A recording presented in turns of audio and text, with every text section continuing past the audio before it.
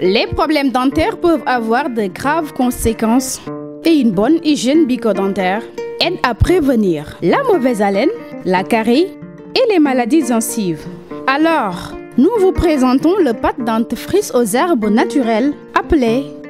Gumfort pour une haleine fraîche, des dents plus fortes et des gencives saines. Des ingrédients naturels soigneusement sélectionnés offrent des propriétés anti-inflammatoires et antibactériennes. Une utilisation régulière protège les dents et les gencives contre les infections. Gumfort empêche les caries, arrête le saignement des gencives. Il empêche également et réduit la douleur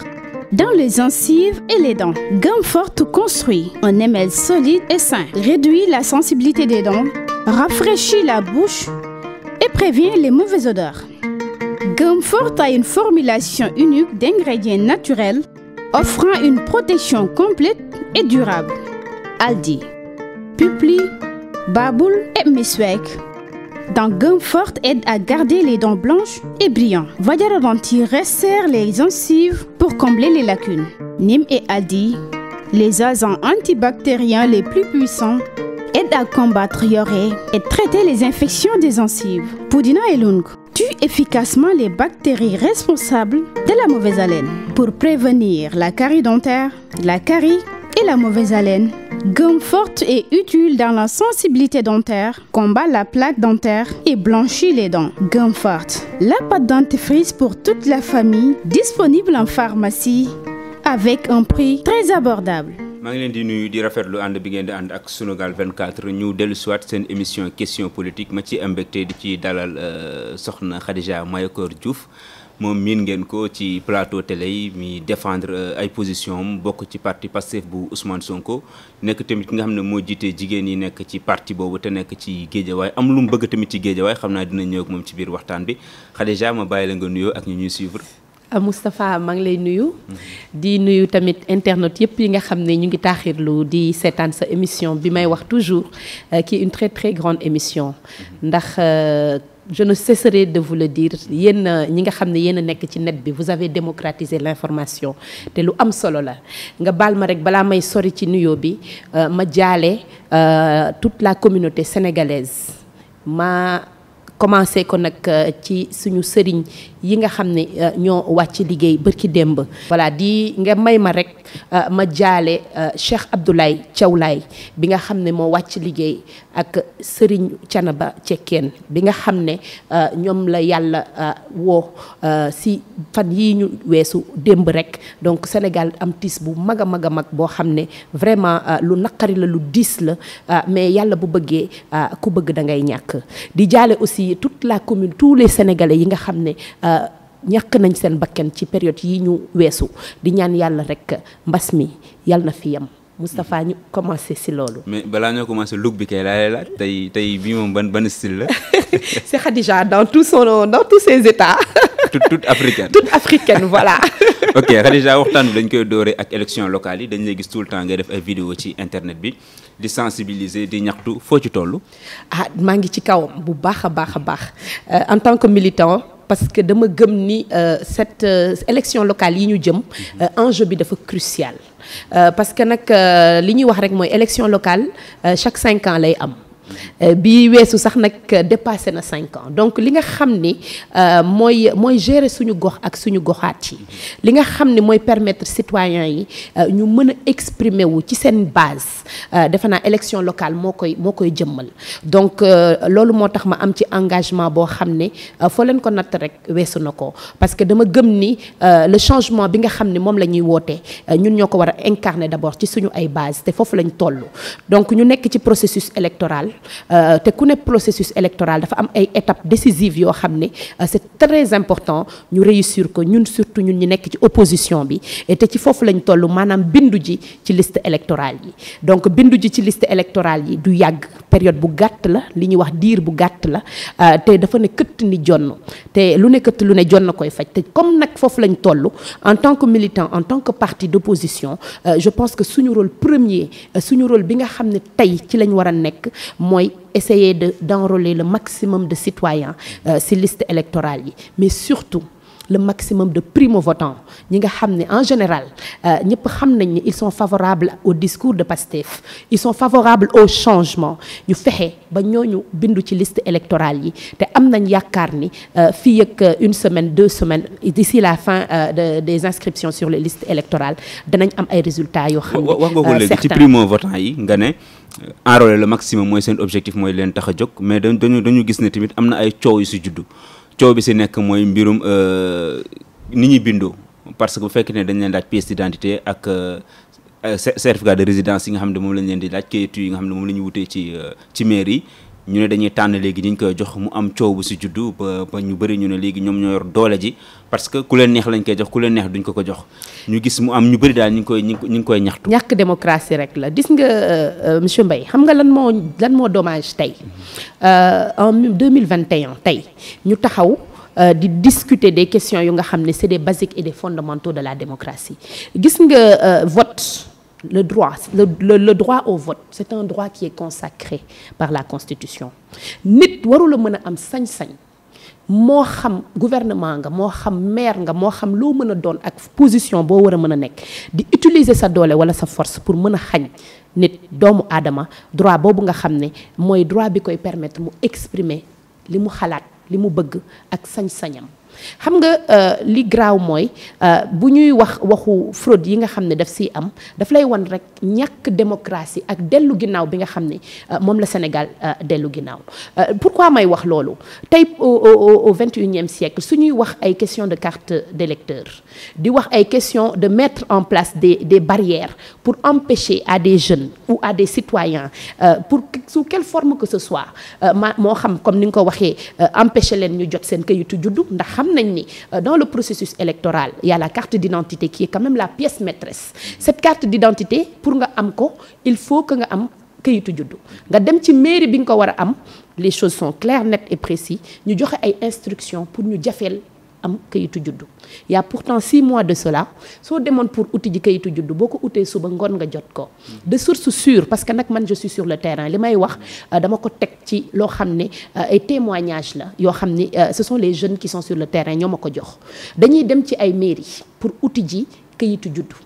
ñu ni leen carrément da ngeen di ñëwaat dans une semaine voire dans 10 jours, en sachant que c'est pour gagner du temps. Lu tax parce que tey xale boo ne ñëwal dans 10 jours su fekkee il est courageux dina ñëwaat, mais xam nañ ni souvent xale yi am na ci yu bëri duñ ci farlu. Su fekkee demaat na jëli ko bu ko yoree tamit war a dem def le processus maintenant pour ut sa carte d'identité ak temps bi mu war a jël pour génn balaa ñoo yegg ca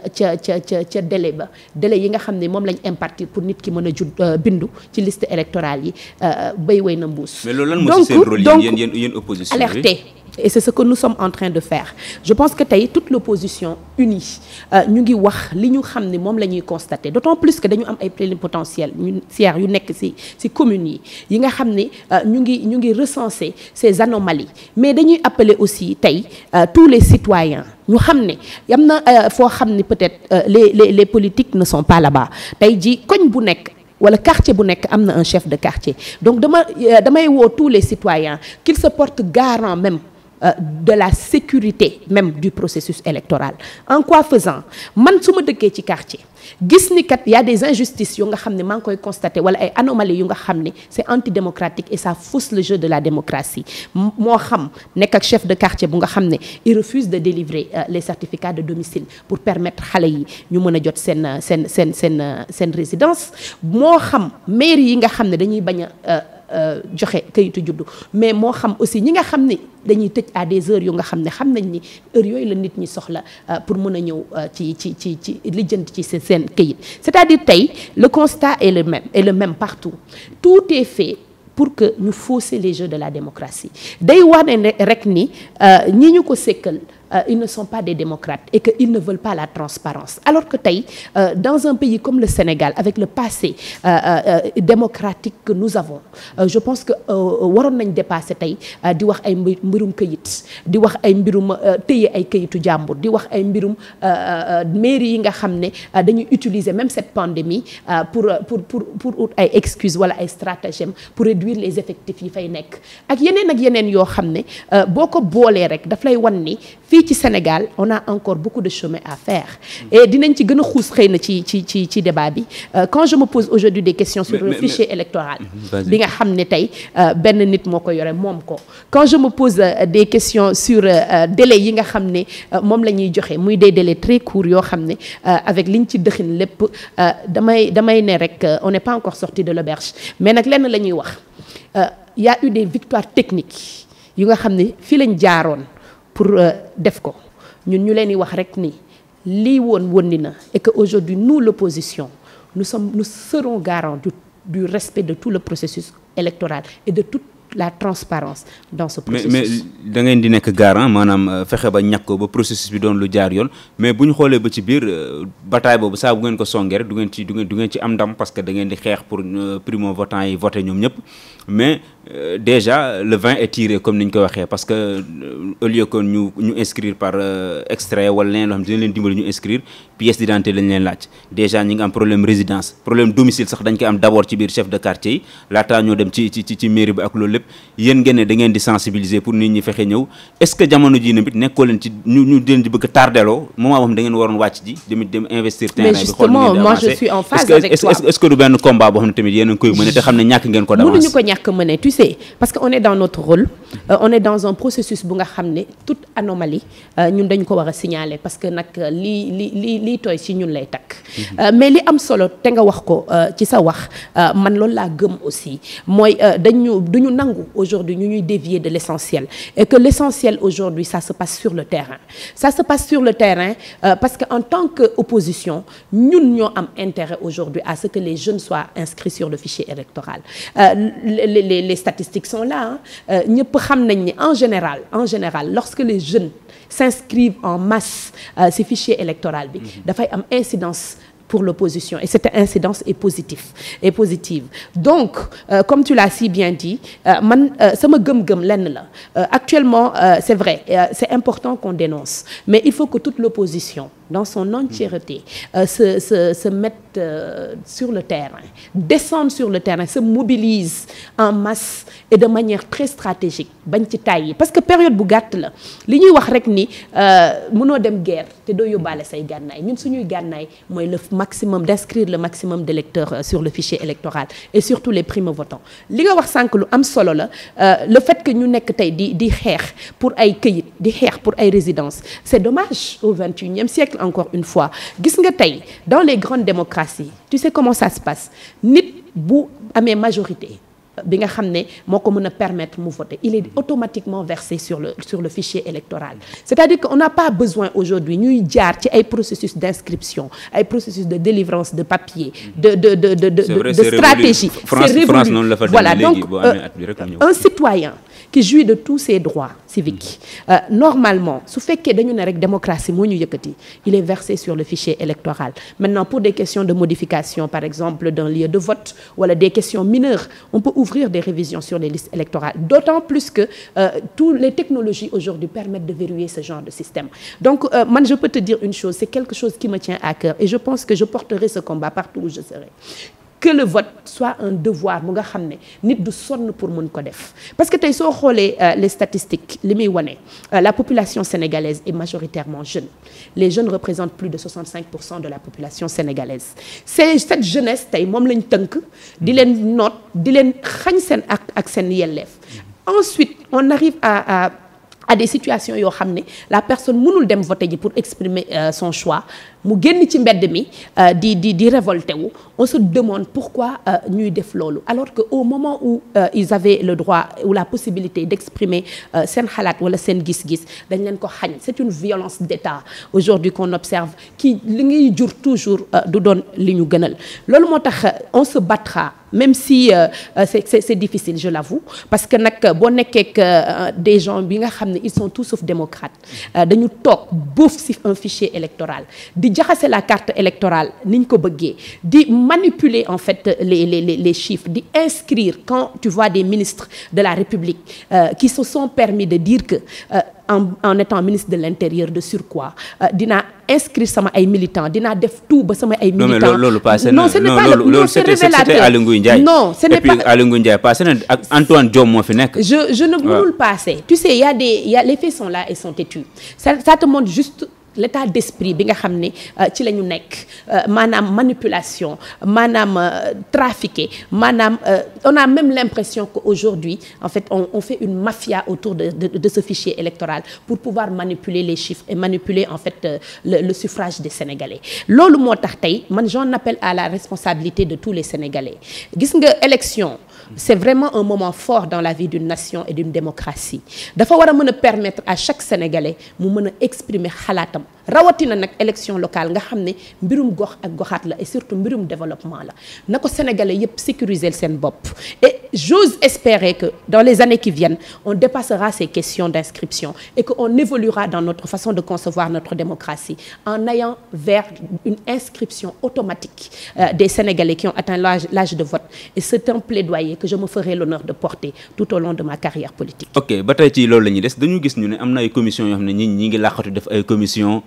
njuuj njaaj boo xamante loolu tamit est-ce que tiitalu leen jamono ji ngeen yaakaar ne mbir mi carte gi tóoj nañ ko ba pare te demaguñ élection parce que buñ commencé wax ay commission yoo xamante ne ñi ngi làqatu di ko def par ci par là ba préfet sax parfois di intervenir pour remettre de l'ordre ci mbir mi. Les gouverneurs aussi interviennent aujourd'hui pour donner en fait sommation à ce que ces pratiques arrêtent daf lay wan rek nag qu'on est vraiment encore une fois dans la décadence ou dans la déliquescence même de la République sénégalaise parce que li nga xam ni dañ ko xamoon en 2000 si ma mémoire est bonne nous avions le général Cissé si ma mémoire est bonne qui était là nous avons eu de grands hommes yoo xam ne ils ont dirigé en fait les commissions électorales et liñ ci gisoon mooy une transparence on a vu en fait une certaine équité on a vu en fait doxalin boo xam ne permettre na en fait ñu am des alternances et aujourd'hui malheureusement ñi nga xam ne tey moom ñoo fi nekk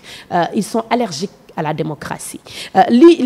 loolu yëpp ak li ñuy waxtaan depuis sànq lenn rek la may wax il faut qu'on arrive aujourd'hui à mettre en place ce que moi je crois fondamentalement important muy une commission indépendante bi nga xam ne dafay génn du ministère de l'Intérieur am une autonomie non seulement dans la façon de fonctionner ni ñuy tànnee ñi fay nekk ñu nekk représentatif de tous les partis politiques mais surtout ñu nga xam ne ay nit lañ yoo xam ne comme ceux que j'ai cités le général Cissé des grands messieurs qui ont incarné en fait vraiment une certaine éthique au sommet de l'État à des postes stratégiques et à des moments clés de l'histoire de notre démocratie ñu teg ay nit ñoo xam ne tey ñooñu ñooy ngànk le processus électoral pourquoi j'insiste sur cette question tant que tey ñu ngi am un ministre de l'Intérieur qui est partisan un ministre de l'Intérieur qui dépend de l'exécutif muy organiser les élections mu ngànk une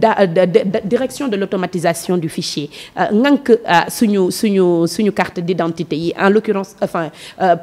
au passage aussi suñu ay carte électeur tant que ñu ngi am en fait il y a même pas au Sénégal benn fichier boo xam ne di nga ci mën a xool le fichier des cartes nationales d'identité tant que tey amuñu un état civil qui est fiable qui est transparent lépp li nga xam ne tey ñun dinañ ko xeex dinañ ci am certes ay avancées mais ça va être des avancées mineures donc mbirum élection yi mbirum carte électeur mbirum processus électoral je pense sincèrement que tant que délocaliser wuñ ko def ko benn institution forte bu nga xam ne mooy gérer les élections parti au pouvoir ak opposition ñëpp bokk ci yam tout le monde sera représenté par un mécanisme qui sera discuté on arrivera toujours à la veille des élections à être là encore à faire les mêmes discussions qu'il y avait depuis 20 ans d'ici 20 ans aussi les choses vont être comme ça parce que nag ñii fi nekk nee nañ fichier bi ñoo ko moom fichier bi ñoo koy manipuler nu mu leen neexee carte électorale bi ñoo ko moom et rawatina nag fii ci élection locale yi nga xam ne fi la ñu jëm mais dañ leen di wax rek ne lu mu leen jaral rek ñun jaral nañu la ko ëpp parce que nag élection locale yi mooy marquer le coup d'arrêt de ce régime. di leen wax rek loolu yàgg ngeen ko wax lu mu leen jaral nañu ko yàgg ngeen ko wax te finalement dañuy gis ne fi ngeen di mujjee rek mooy sàcc nañ élection yi foofu rek ngeen di mujjee. du demee noonu tu sais noonu ngeen di mujjee. du demee noonu mais damay rebondir foofu. du demee noonu mais bi pas Géejawaay la ñuy dem parce que yow waa Géejawaay nga mairie bu Golf Sud daf laa soxal nga fas yéene fa jàkkaarloo ak ñoo xamante ne nag ay kàngam lañ ci wàllu politique parce que Aïda Sow Diawara mën nañ ne moo la mag ci at moo la jiitu ci politique ak lépp. Lat Diop mi ñu fay tudd tamit ñëpp gis nañ position bi mu fa am Bougazelli mi ngi fa ba tey donc gis nga mu doon ñoo xamante ne par rapport boo leen comparé ak Mayakor mi nga xam ne bi mu duggee ci politique ak parti bi mu bokk yàgguñ ci wàllum politique. alors naka nga ban stratégie nga compté teg. pour non stratégie kenn du ko waxtaanee ci télé. mais li ma la mën a wax. non yan pexe ngay def. donc waaw bàyyi ma eggali maa ngi tontu maa ngi ñëw. tu sais lenn am na. Heureusement que tu as donné le bon exemple mi madame Aïda Sow Diawara man anecdote bi ma am si madame Aïda Sow Diawara rek et je pense que tey j'espère seulement que dina ko dégg mooy man Khadija Mayakor Diouf il y a 30 ans bi ma nekkee primaire dañu doon jàng leçon sur les maires de ta commune et c'est madame Aïda Sow Diawara que j'avais appris 30 ans plus tard sama doom di jàng encore une fois madame le maire madame Aïda Sow Diawara gis nga cet exemple que je te donne peut-être c'est personnel mais c'est révélateur d'une chose mooy lan dafa am ay barons yoo xam ne ou ay figures peut-être elles ont fait leur temps il ou elle mais il est temps que d'abord ñoom mu am une alternance dafa ñëw demaat mais toujours est-il que elle est encore là et ñun li ñu koy ñaan mooy suñu yaay la mag la elle a fait son temps mu dem noppaliku te xam ni que ça plaise ou pas il y a une alternance générationnelle qui est en train de se dessiner et que ñoom dañuy dem de gré ou de force ça c'est la première chose. Deuxième chose bi c'est vrai man je suis à Pastef et je compte en fait me présenter pour les primaires de mon parti dans ma commune muy commune de Golfe Sud. Je suis une fille de la banlieue je me plais à le dire tout le temps banlieue moo ma jox lépp te fu ma dem moom lay ndamoo rawatina commune bi nga xam ne fi laa dëkk muy la commune de Golfe Sud mais ñun suñu parti démocratie bi ñuy woote dañ koy jiite en interne je ne suis pas la candidate officielle de Pastef je ne le serai que si mon parti m'investit à la base ñun suñu fonctionnement c'est clair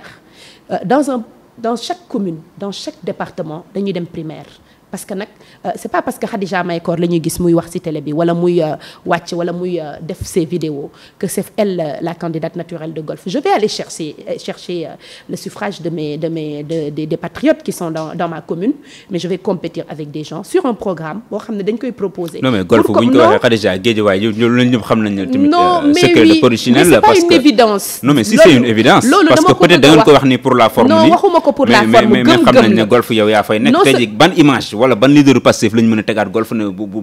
Khadija Mayakor bu fekkee c'est ce que tu vois et que les autres voient parce que je travaille dessus et je pense sincèrement que en tant que femme politique en tant que jeune femme politique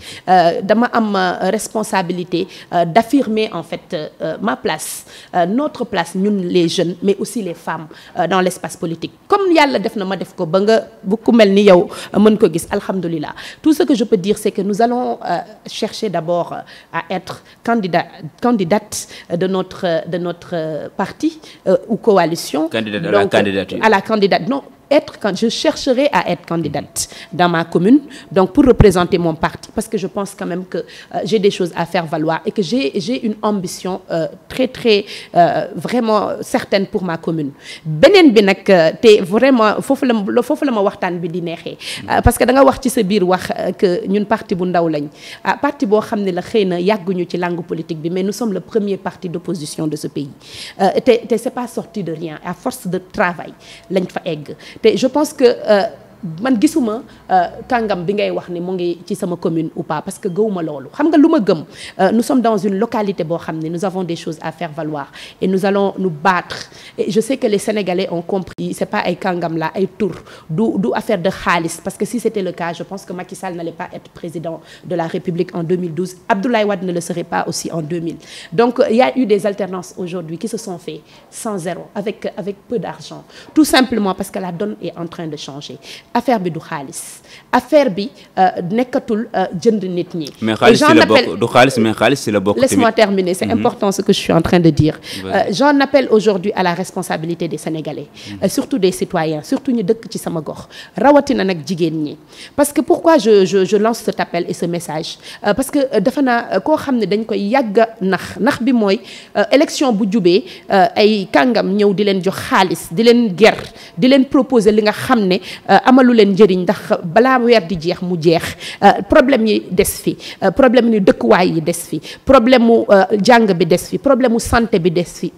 environnement bi ñu nekk des fi donc tey je pense que responsabilité chaque citoyen la surtout nag ndaw ñi ak jigéen ñi ñu xam ne élire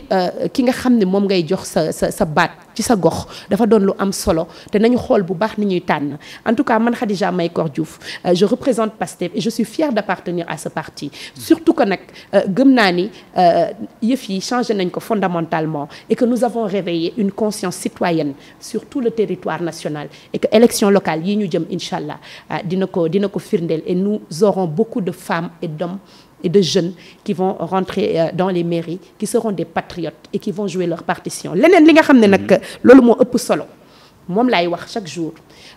qu'il se prépare xam nga lu tax ma ne qu'il se prépare ñu waajal seen bopp bu baax xam nga li ñu ne président Ousmane Sonko kese moo nekk assemblée di ko lëmbee na leen leer ni nous les patriotes nous serons dans les communes dans tout le pays vous aurez des patriotes qui seront des conseillers et qui vont être les garants de la bonne marche de la cité. Parce que loolu mooy suñu conseiller et maire le maire est d'abord quelqu'un qui a été voté sur une liste et pris sur une liste donc en tant que conseiller pour être maire donc que nous soyons maires et je suis sûre et certaine que nous aurons beaucoup de localités mais nous serons aussi des conseillers parce que pour moi c'est le rôle le plus important dans une commune parce que c'est lui en fait qui est au travail c'est lui qui exécute en fait les décisions c'est lui qui oriente un peu la politique de la localité donc en tant que conseiller et pour moi c'est le plus important nous allons être les garants comme je l'ai dit de la bonne marche de la mairie mais nous allons surtout informer tous les citoyens des collectivités yi ñu bokk ñu xam lan mooy xew seen goxaat yan décision lañ fay jël ñu leen di woo nag ñoom tamit ñu ñëw participer massivement à cette gestion que nous voulons citoyenne axée en fait sur les besoins et les priorités des localités. wax nga ko da nga léegi nii nga ne élection du xaalis kese moo koy gagné bu doon xaalis Macky Sall lu jot ci réew mi mais dañuy d'accord na tamit xaalis si la bokk na si li tax nga gagné élection. Est-ce que financièrement toog nga tamit pour mën a parce que ñëpp xam nañ ne xaalis si la bokk na quoi qu'on puisse dire doo dem élection wala ngay dem campagne ak ay loxo yoo xam ne dara nekku si. Donc si je comprends bien tu me demandes de ne pas y aller. Non waxewuma foofu. mais dama ne est-ce que yaakaaroo ne xaalis bi wala finance bi wala moyens yi bokk bu dee moo xaalis bi da nga na koy comprendre mais Moustapha yow li ngay wax dafa doy waar yow xamoo ma. non moyens laa lay wax moyens laa lay wax est-ce que les moyens dama bëgg rek d'abord ñu leeral benn mbir ñun ñeewuñu xaalis bi nga xam ne nit ñi ñu ngi koy jël di ko jëlee fi ngeen xam ma xam ko fi sénégalais yii di seetaan xam di ko tuur ci Sénégal ñeewuñu loolu et ce n'est pas ça en fait aujourd'hui qui fera que ils vont rester dañuy dem xam nga lu tax nit ñi ñoo leen suur dañuy dem tu sais pourquoi gis nga ñun tey en 2019 nous sommes partis aux élections avec un budget que je dirais dérisoire aux côtés du budget bi nga xam ne moom la le président de la République déployé pour essayer de gagner ces élections de manière mécanique et de manière technique bon ça c'est un autre débat li ma la bëgg a wax mooy on ira aux élections peut-être avec le peu de moyens que nous avons mais ce seront des moyens qui nous seront utiles uniquement pour déployer la communication qu'il faut parce que ñun xam nañ ni suñu message bu ko population yi déggee suñu programme ak suñu projet de société que nous souhaitons ci suñu ay localités yi bu ko population yi déggee guerre bi dina wàññeeku bu baax en tout cas li ma la mën a wax mooy nañu am seen xaalis nañ ko tuur ci Sénégal la donne a changé les Sénégalais n'ont plus envie ñu leen di jox ay ceeb wala ñu leen di jox ay 5000 wala ay xartum pour ñu dem voter les Sénégalais n'ont plus envie ñu leen di jox ay 1 million 2 millions yoo xam ne soo ko séddalee ci benn groupe ku ci nekk du ci am non laisse-moi terminer tu sais damay ma daaneel vas-y lu tax ma koy wax tey Sénégalais yi ils ont soif de changement ils ont soif de rupture et que ñii depuis 2012 ba tey ils ont montré leurs limites que ce soit au niveau du sommet de l'État que dans les différentes communes yi nga xam ne ils n'ont pas réussi à impulser les changements attendus donc je ne pense pas que les Sénégalais soient aussi dupes aussi pour mun a continuer aujourd'hui à leur faire confiance de toute façon il y a une crise de confiance avec eux nous PASTEF nous venons avec une nouvelle façon de faire nous venons avec de nouveaux projets et nous appelons tous les Sénégalais à nous accompagner pour pouvoir réaliser ces projets li nga wax ni dama ci d'accord ak yow laay wax parce que dafay loo xamante ne bu ñu demee si élection léegi nga gis ko ay soxna yu ñuy jàpp ci ay bus Ndiaga Ndiaye ay tata solo leen ay t-shirt ñuy jox leen ay 1000 francs ñii 2000 francs noonu la mës a xewee fii ci Sénégal boo nee les Sénégalais ont changé de mentalité ak yooyu finalement da ngay dem ba élection jot nga xam ne kon réalité bi ba tey mi ngi fi moo tax réalité boobu dafay wane ne Sénégal. lan mooy sa baromètre. non dañ koy gis chaque élection. waaw amoon na 2019. dañ koy gis chaque élection mais entre 2019. élection amagu fi ñu gis ne ba léegi nit ñi xaalis amu ci doole bu mu joué. waxuma ne amu ci doole dama ne. c'est pas suffisant. non xam naa loolu. dama ne man sama question xam nga fu mu nekk. est-ce que xalaatoo mu doon benn frein. c'est-à-dire dem élection. Parce que même boo mënee seen leader dafa dem élection parce que ay moyens yu ndaw la am gis nañ ko mais loolu tamit est-ce que amul lu mu wàññi ci fa mu waroon yegg. gëw ma ko man dama gëm ni rek c'est vrai ñu bëri nee nañ l'argent est le nœud de la guerre ñu bëri nee nañu ku amul xaalis mënoo guerre nit ñi man je répondrai juste que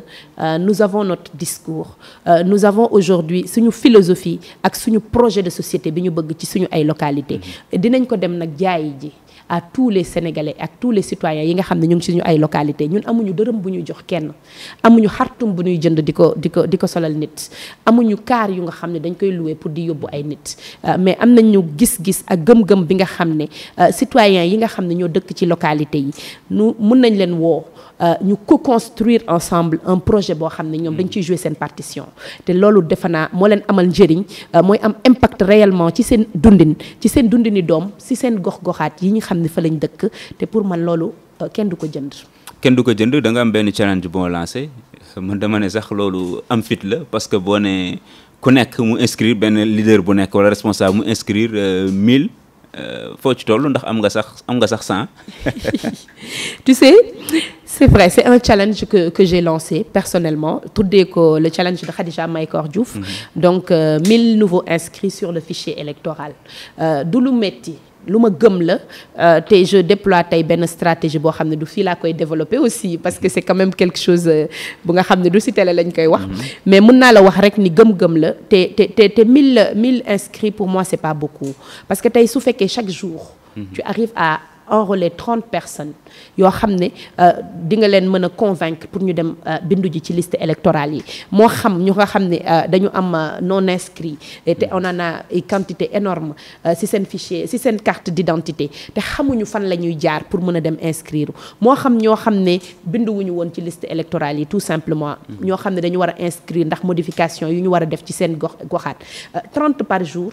c'est raisonnable à l'échelle de 45 jours c'est un chiffre qui est faisable et je suis en train de m'y mettre de m'y activer instant bi je ne te dirai pas parce que xam naa ne ñu ngi ñuy seetaan te à la fin je peux juste te dire que je reviendrai ici je l'espère parce que loolu tamit lu am solo la ñu débriefer ko parce que 30 par jour du lu yomb bu boobaa di nga xam ne man li ma gëm la man dama gëm ni en tant que militant nous ne sommes pas des sympathisants un sympathisant mën na toog ci këram peut-être di seetaan bu heure vote jotee mu voter mais en tant que militant mais surtout en tant que responsable dans un parti dafa am un plus boo xam ne dañ ko war a apporter te man ci yoon boobu laa nekk yoon bi lenn la dama gëm ni chaque jour bu ma xëyee fii ba inscription yi sur les listes électorales di jeex d'ailleurs ma koy rappeler parce que ñu bëri yéeguñu ko parce que la communication n'est pas passée ça il faut le reconnaître di leen wax rek ni inscription yi c'est ouvert depuis le 31 juillet ba le 8 septembre donc c'est 45 jours yoo xam ne sénégalais yi mën nañ dem bindu ji ci liste électorale yi mën nañ changer wala modifier yi nga xam ne dañ ko bëgg a changer moo xam mu amoon ay erreur ci seen ay tur wala seen sant wala yeneen wala ñu bëgg a changer de lieu de vote wala ñu réeraloon seen carte wala leneen ak leneen li am solo man mooy en tant que responsable dans un parti dafa am benn partition boo xam ne dama ko décider jouer te ci laa nekk donc sama challenge le personnel 1000 électeurs sur le fichier électoral maa ngi ci et j'accentue un peu plus même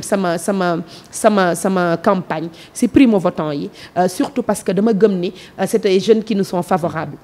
mais pour que ñu mën a am impact réellement ci élection yi il faut que ñu nekk ci fichier électoral yi alors que le constat est sans appel constat bu sévère la certes mais bu amer mais c'est la réalité mooy la plupart des jeunes ne sont pas sur le fichier électoral pour plusieurs raisons ñii dañu demoon uti ji seen carte d'identité à la police mu am ci ñoo xam ne tamit dañ leen réeral seen carte am ñoo xam ne jotuñu woon inscrire peut-être parce que ñu ngi soog a atteindre l'âge de la majorité moo tax j'accentue en fait sama sama campagne ci ñooñu, mais particulièrement ñi nga xam ne dañu am ay carte déjà yi nga xam ne ci ginnaaw dañ ci bind non inscrit. C'est normal parce que police lañ ko utee woon di leen wax rek ni cette période est ouverte et c'est une période bu nga xam ne mën na leen permettre ngeen dem bindu ji ci liste électorale. mais challenge boobu c'est un discours simple, c'est vrai. Les gens pensent que c'est impossible mais moi je me dis que l'objectif je vais non seulement le dépasser mais je vais l'exploser parce que c'est ça que je veux. Challenge boobu waa Pastef topp nañ la ci wala yow kese yaa ko fay def? Non, je pense quand même que de plus en plus les patriotes sont en train de reprendre ça. Peut-être man dafa am benn particularité.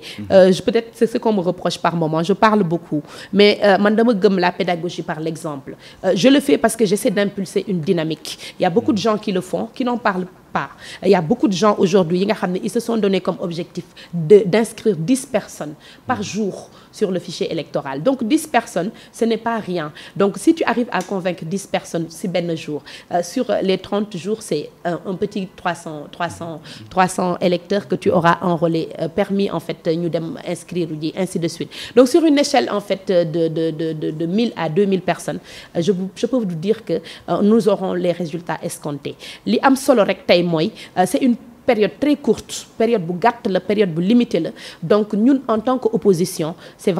une période décisive pour nous. Donc nañ ci nekk buñ ci nekkee yàlla du fay mu ko wax di bàyyi jëf. ok ñi ngi dëgmal local yi li si des bëreetul comme ni nga ko expliqué léegi mais fi may question yi may dugal pour ñu tëj sujet boobu dugg ci yeneen sujet waxtaan bi mooy parti Pastef. parti bi doog a judd la bii mooy seen première expérience ngeen dem élection locale ñu gis ne bu weesoo Ousmane Sonko mi nga xam ne mën nañ jàpp ne Ziguinchor am na ci pàcc boo xamante ne élection présidentielle moo ko gagné ñeneen ñi si ginnaam kenn xamagul kan ku nekk lan lay peser mu doon benn combat boo xam ne yéen a ngi fay dem te bëri na si yéen ñoo xamante ne kenn xamagul seen poids nu mu toll. alors question boobu noonu ñuy posé ñu bëri dañoo yaakaar ne ginnaaw Ousmane Sonko benn ndand foy moo fa nekk maanaam vide boo xamante ne dara nekku fa. loolu sa xalaat la mais je pense que tey soo demee ci sénégalais yi c'est pas compliqué. tey soo wàccoon fii rek nga dem nga laaj sénégalais yi Pastef ak représentativité je pense que di nga am une réponse très simple. Nous sommes le premier parti d'opposition aussi bien par rapport ak combat yi nga xam ne tey ñun ñoo ko engagé am audace engagé ko porté ko mais aussi dëkk bi les Sénégalais aujourd'hui ont compris que le combat de Pastef c'est le combat pour c'est le combat pour tous les Sénégalais donc fi ma dul d'accord ak yow mooy nga ne que ni boo demee si ginnaaw président Ousmane Sonko y a personne mais tu te trompes si lan nga ko mën a teg pour ne y a personne. Nous avons des coordinations aujourd'hui qui sont installées sur l'ensemble du territoire national. Nous avons des cellules dans tous les quartiers boo dugg au Sénégal di nga fa fekk cellule Pastef. Nous avons des organes qui fonctionnent aujourd'hui, que ce soit le comité de pilotage, que ce soit les secrétariats nationaux au niveau national et au niveau départemental. Nous avons des coordinations départementales et communales yu nga xam ne ils s'activent contrairement à d'autres partis yi nga xam ne ils n'ont pas cette structuration. Au-delà de cet aspect formel, nous avons aujourd'hui les Sénégalais qui ont compris notre message, qui savent que ce que nous disons et ce que nous proposons est la véritable alternative pour le développement du Sénégal. Nga ne ma tey on n'a pas encore fait nos preuves parce que demaguñu local, mais Paris ne s'est pas fait en un jour. Leaders locaux yi nga gis tey ñu émerger. À un moment de leur histoire, on ne les connaissait pas. Ils sont passés par cette étape nouvelle muy fi ñu toll ñun muy dem élection locale ñu wóolu leen jox leen peut-être mairie yi et ils se sont fait leur nom et à force de travail on a quand même réussi aujourd'hui à imposer en fait le rythme du débat politique au Sénégal. Donc on fera de même dans nos localités. Ce que je peux vous dire c'est que ces élections locales yi ñu jëm vous allez voir lu bees tàkk. te li may wax mooy ces ténors yi nga xam ne ils se disent des kàngam en politique qui n'ont rien apporté aussi bien au niveau local qu'au niveau national. Nous allons les envoyer directement à la retraite. Cette alternance générationnelle bi nga xam ne nous on incarne ce nouveau type de politique que ce soit au niveau local mais aussi au niveau national va changer la donne. En tout cas li ma lay wax mooy il y a 2 élections qui se profilent cette année et ce sera peut-être une première pour Pastef mais on est déjà passé par des élections présidentielles te bi ñuy dem élection présidentielle bàkkee woon nañu ni suñu leader novice la xale la c'est pas important on est passé de plus fort reste à quand même 3e aux élections présidentielles bu ko xeeb en tout cas li ma la mën a wax ñu am li ñu am te li ma la mën a wax mooy élection locale yii ñu jëm je suis sûre que PASTEF sera le premier parti dans les communes. Nous allons remporter le maximum de communes et nous allons montrer une autre façon de gérer les localités. Et surtout, nous allons essayer d'impulser une dynamique qui est basée sur la citoyenneté. Parce que loolu mooy suñu ADN politique. Donc, li am solo, c'est pas forcément benn nit bu nit ñi di xam. Gëwma loolu. Dans tous ces partis-là yi nga xam ne ils se réclament ayant ay kàngam yu nekk au sommet ñoom la ñuy représenter ñoo leen ñuy représenter à la base derrière qu'est-ce que nous avons des conseillers municipaux yoo xam ne on les choisit par complaisance ñun gëmuñu loolu ñun li ñu gëm mooy c'est une équipe qui dirige et aujourd'hui on a la chance à PASTEF d'avoir des gens yu nga xam ne xam nañ li ñu bëgg mën nañ li ñuy def bëgg nañ ko te am nañ yéene ci seen ay gox ay goxaat et au sein de cette masse c'est pas forcément parce que nit mooy coordonnateur que moom mooy nekk le maire nous allons définir des projets de société qui seront adaptés. Et la personne qui incarnera le mieux ce projet de société sera à la tête de liste de notre parti. Et ce qui est sûr, c'est que d'ici 6 mois, on en reparlera. Les nouveaux maires patriotes seront devant les communes et vous allez avoir l'occasion de découvrir qui est derrière le président Ousmane Sonko. li si kanam raw liy gët. li tax moo xoolal loolu rek mooy chaque fois Ousmane Sonko boo nee Pastef rek dañ naan Ousmane Sonko la. Heureusement. Bien vrai que am na Birame Souleye am na Khadija Mayakor. am na l'autre là Bassirou Diomaye am na El Malick am na ñeneen ak ñeneen ñoo xam ne ñi ngi ci biir parti bi mais comme moom moo occupé devant bi ba nga xamante ne position bi mu am tey jii boo ne Ousmane Sonko mooy wax ak keneen mooy wax du doon benn. mais dans tous les partis c'est le leader charismatique bu parti bi. heureusement que nous l'avons. te moom lañ xamal base. ñeneen ñi xamalaguñ leen base wala waneeguñu doole bi ñuy am. mais ñi ci des demaguñu élection. waaw loolu sur quoi nga mën a bëgg leen a juger. non élection présidentielle yi ñu génn. non élection Ousmane Sonko présidentielle dafa gagné côté. je pense que si le président Ousmane Sonko a eu les résultats qu'il a eu, c'est parce que tout le parti était en ébranle. C'est pas dans une seule région, peut-être la région naturelle de la Casamance, c'est sa région natale, mooy fiefam, c'est tout à fait normal. Mais je pense que c'est la somme des résultats que nous avons compilés sur l'ensemble du territoire et qui est le travail quotidien de tous les patriotes. Parce que ñun taxawuñu. ñun nelawuñu te dañu nekk ci terrain bi boo génnoon fii tey chaque jour tu vois les patriotes ñu nekk ci vacances agricoles patriotiques yi ñu nekk ci sensibilisation bi ñu nekk ci terrain bi. ren vape yooyu am na. si pourtant si bon oui mais Corona est là. Et Corona est en train de se mu ngi ci vous n'avez pas besoin par forcément que les gens di wax li ñuy def. Le moment venu di ngeen ko dégg c'est juste pour vous informer que nous n'avons pas que les VAP comme projet de société tey nous sommes en train de travailler sur des projets que vous avez vu récemment le projet dooleel suñu artisans yi le projet de secourisme ak d'autres projets yoo nga xam ne c'est pas le moment d'en parler parce que c'est l'administration du parti qui va les dévoiler en temps et en heure li am solo mooy ñun projet de société la ñuy proposer on propose une rupture c'est vrai on a la chance d'avoir un leader aussi charismatique que le président Ousmane Sonko te defe naa parti bu nekk ñaan nga yàlla am ku nga xam ne mu ngi ci kanam bu waxee ñu déglu ko ñu ngi koy sante yàlla nag mais di la wax rek ni nous sommes un jeune parti certes pour certains mais pétri de talent de volonté et que derrière le président Ousmane Sonko il y a énormément de potentiel et dans les années qui viennent nous allons ñun ñooy ngànk politique Sénégal ci suñu loxo ndax loolu la ñuy liggéey sénégalais yi dégg nañ ko ñu ngi ñu ciy gunge te incha allah local yi dina sonner la fin de la récréation pour ce régime. ok beneen sujet la ñuy dugg Khadija Mayakor bii pa mbirum actualité loolu moo ko defoon sa actualité semaine passée mooy mbirum Babacar Niang bu Souma assistance ñu gisoon ne am na ay kàddu yu ñu fi yëkkati woon wane ne ci public bi moo ko moom. ñu di ko jël yóbbu ko ci di ko jaay ci privé bi alors mu jural ko fi ab convocation ci brigade de recherche gis nañ li mu jur après sax ñu ne léegi mbir mi ngi ci loxoy procureur mais yow déjà bi nga gisee ñu koy convoqué ki nga xam ne mooy médecin chef bu Souma assistance ban gis-gis nga ci am. dama ko naqarlu d'abord li ma gën a naqarlu mooy tu as bien fait de dire que semaine dernière fait divers lañ ko jàppee woon te tey jeex na. parce que tey defe naa les journaux n'en parlent plus alors que c'est quand même quelque chose de très grave qui s'est passé li mu wax lu rëy la du lu ndaw parce que dafa taxaw télé mu ne que ni dafa am ay matériel yoo nga xam ne ci public bi lay jógee ñu koy jaay privé bi dama yaakaar ni lu mel noonu bu nit amee sañ-sañu wax ko télé ñëpp di ko dégg mu adressé ko à l'État dama foog ni État war na leeral bopp sénégalais yi ndax lii muy wax am na ba nit ñi gindiku te ce n'est pas le cas leneen li ma ci déplorer mooy lorsque un ministre un sénégalais lu wax lu mel noonu le ministre automatiquement avec vraiment sans retenue dem porter plainte est-ce que yaakaaroon ni li gënoon mooy woo ko laaj ko li muy wax fan la ko teg ba pare instruire une enquête bu nga xam ne dina ko leeral ci lii nga xam ne kii moom la am sañ-sañu wax ci télé fu ndax am na wala amul. mais plainte bi dina ko leeral plainte bi dina ko leeral ma terminer xam nga lu tax man pour man c'était pas la meilleure approche. sama gëm-gëm laay wax ak li ma xalaat en tant que ministre je crois que il faut que ñu xam ne mënuñu nekk fépp il y a des choses qui se passent dans les ministères que peut-être ils ignorent pourquoi ne pas instruire une enquête topp li mu wax ba xam fan la wànnent bi mujjee ak ay gëtam mais comme d'habitude on agit en fait dans l'euphorie porter plainte convoquer nit à la section de recherche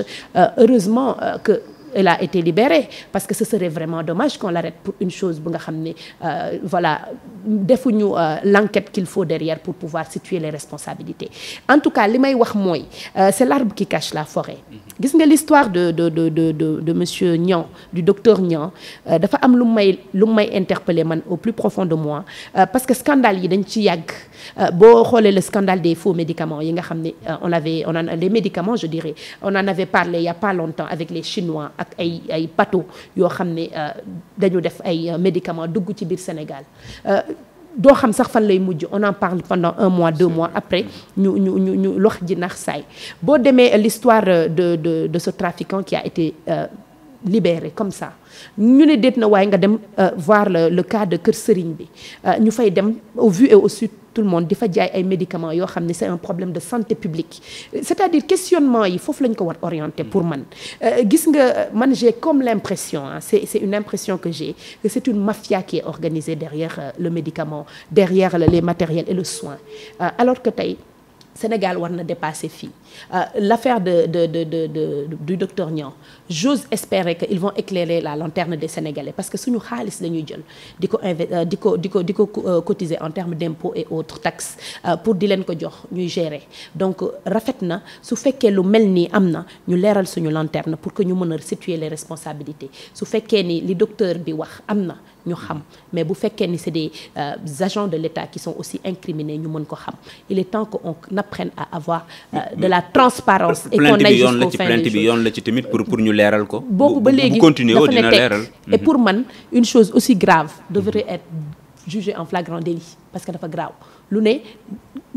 fàng la li mu wax ay lal la ak yeneen buñ ko toppee enquête bi dafa war a mën a gaaw ñu xam ndax lii muy wax am na wala amul bu fekkee am na ñu xam ñan la ñoo ko def ñu situer les responsabilités et que ñu jël les sanctions qu'il faut parce que nag alalu Sénégal la ñuy waxuñu ay alalu moomeelu benn nit on parle de l'administration on parle des deniers publics on parle de choses yu nga xam ne c'est important mais ils nous ont habitués à ça ne les dérange pas parce que tout simplement tey gestion dañ ko jàppee caaxaan lu leen neex la ñuy def ci xaalisu sénégalais yi te kenn du ci wax pétrole bi mu ngi nii on peut en parler ba demain lu leen neex lañ ci def kenn du ci wax te nañu bàyyi 1 2 3 ñu ne section de recherche je pense que la section de recherche est quand même élite la par rapport à notre corps nos corps en fait de gendarmerie waruñu 1 2 3 ñu xor njaay section de recherche ils sont en train de banaliser certaines choses qui à mon humble avis dafa war a am doole nit bu ñu la waree convoquer section de recherche dafa war a doon loo xam ne dafay am hauteur day am teneur mais pour des futilités et des banalités aujourd'hui on convoque les gens à tout hasard pour ay affaires yoo xam ne vraiment jaru ko li may wax rek mooy on appelle en fait à ce que ñu éclairer la lanterne des Sénégalais sur cette histoire et j'espère seulement que on ira jusqu'au bout de cette histoire. ok ci loolu la ñuy duggee ba tey dem ci mbirum corona bi ak vaccin yi sa leader semaine passée génnoon na def benn sortie boo xamante ne clair obscur lañ koy tuddee parce que dafa indi ay interrogation teg ko yu bëri ci vaccin bi. comme tout Sénégalais et citoyen. waaw non am na ñoo xam ne posé wuñu question yi am na ñoo xam ne dañoo dem ñàkk ci ils se posent des questions dont man. non ñu bëri tamit posé wuñu ay questions. yéen pourquoi moment boo xamante ne la communauté internationale yaakaar ne vaccin bi mooy voie bi nga xam ne moo ñuy sauver. yéen ngeen taxaw di poser ay questions au lieu que ngeen dem. Nous ne posons pas de questions, nous sommes le relais des Sénégalais et c'est notre rôle en tant que parti politique quand il y a des questions qui se posent si Sénégalais yi di ko poser wu di ko waxtaane mu am jiixi jaaxa ndax jiixi jaaxa bi moo tax le taux de vaccination yéegul parce que su fekkoon ni loo xam ne la amul xel ñaar ci xelu Sénégalais yi le départ est donné vacciné wu leen dañuy dem vacciné wu en masse parce que sénégalais lu mu comprendre da koy adopté donc vous avez compris que donc il y a eu une cacophonie dans la gestion non seulement de cette pandémie, mais surtout dans la communication qui a été faite sur le vaccin. Les Sénégalais n'ont pas compris. Les Sénégalais n'ont pas adopté en fait le vaccin parce que dañu tàmmal depuis le début de la pandémie di wax lu safaanoo ak dëgg donc loolu bu amee nit ñi xamuñu fu ñuy teg seen tànk il y a de quoi aujourd'hui s'inquiéter et se demander est-ce que ñii en fait ils ont vraiment l'étoffe pour pouvoir en fait gérer ou pour pouvoir en fait réussir en fait cette phase critique bi nga xam ne ci lañ toll muy ce nouveau variant Delta mënuñu ko li ma wóor mooy on a des questions que nous avons posées vraiment à ces gouvernants et jusqu'à présent répondre ci tontu wuñ ci loolu moo tax tamit la vaccination aujourd'hui marque le pas donc du suñu ay wax du suñu ay questions nous sommes le relais et nous sommes le porte-parole des Sénégalais. Le président Ousmane Sonko est un député de la nation avant tout. Il est chef certes de parti mais c'est un député du peuple donc su fekkee ni peuple bi dafay poser wu des questions sur vaccin bi ndax vaccin la wala ndax ARN messager la yan différence moo am entre les types de vaccins taux de nu mu tudd sax quand on prend un vaccin est-ce que essayé nañ ko ndax am nañu résultat yu fiable mais fi ñu toll nii tamit Khadija est-ce que tamit ak li mbas mi di ray par bés war nañu mën a toog di poser ay questions parce que man tey lu nga xam ne dañ ma koy piqûre muy dem ci sama yaram xaw ma yan conséquences la mën a am ma ciy dégg ay jiixi jaaxa j'ai le droit le plus absolu de me poser des questions parce que tey c'est pas le Sénégal seulement qui se pose des questions soo demee en France il y a une fronde aujourd'hui qui est partout en Europe et dans le monde il y a beaucoup de gens aujourd'hui qui sont en train de dire non au vaccin ce n'est pas le propre du Sénégal et nous avons aussi le droit de nous interroger et de nous poser ay questions c'est li nga xam ne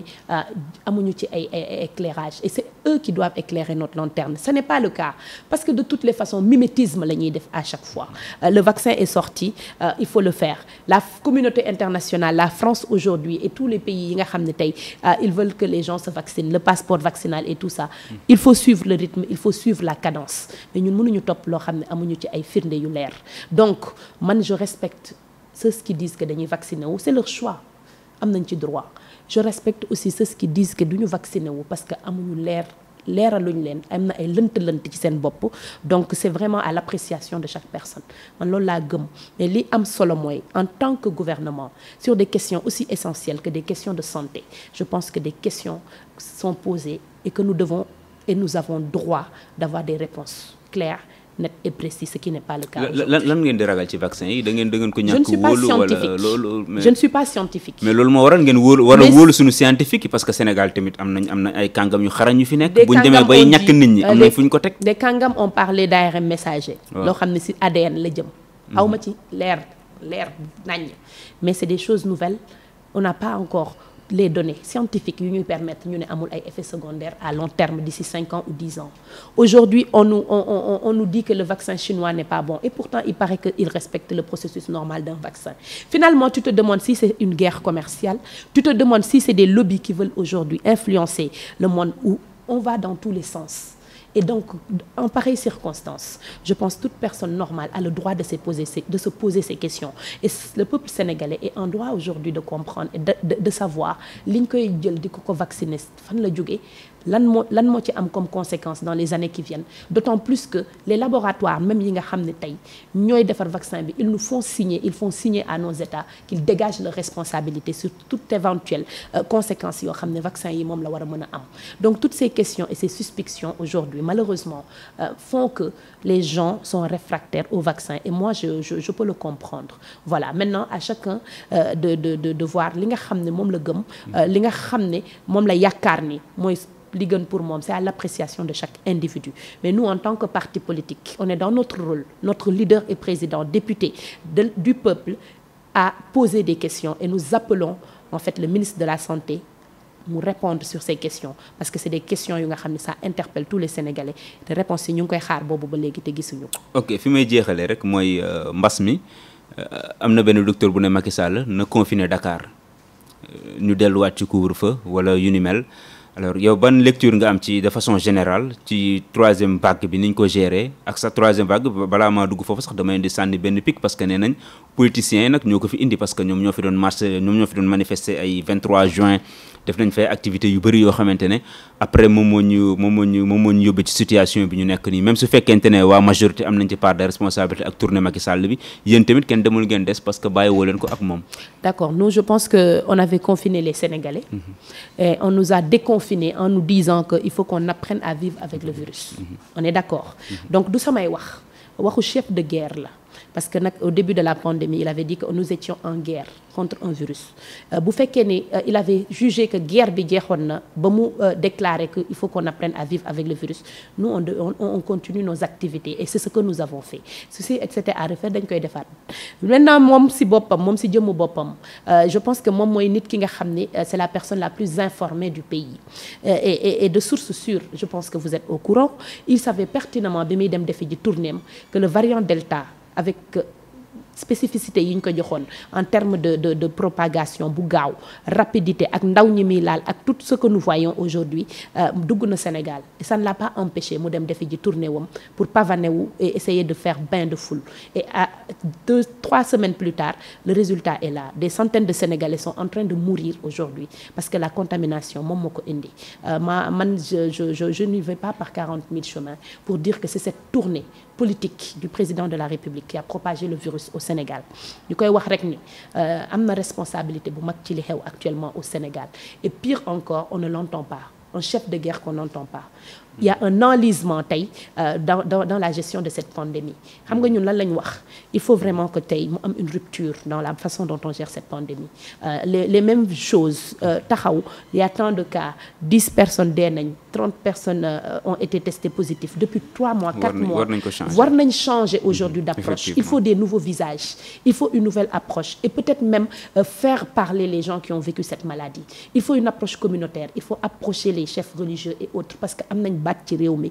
pour qu'il y ait une nouvelle approche par rapport à cette pandémie et surtout je finirai que il faut dire la vérité aux Sénégalais sur cette maladie parce que suñu waxoon dëgg defe naa tey du ñu yegg si fii malheureusement nous n'avons pas des gouvernants yu nga xam ne ils sont responsables le résultat est là beaucoup de Sénégalais sont en train de mourir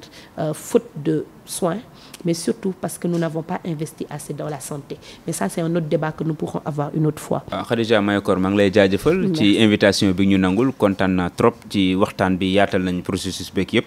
xam naa bu affaire yi amee ay coppite wala bu ñu demee ci campagne bi incha allah dinañ la dalalaat fii yow ak ñeneen ñi nga xam ne ci beneen langue gi lañ faree sax su boobaa sax débat lañ ko def incha allah yow waa face to face yow ak sa wujju yi nekkee ci Golfe Sud.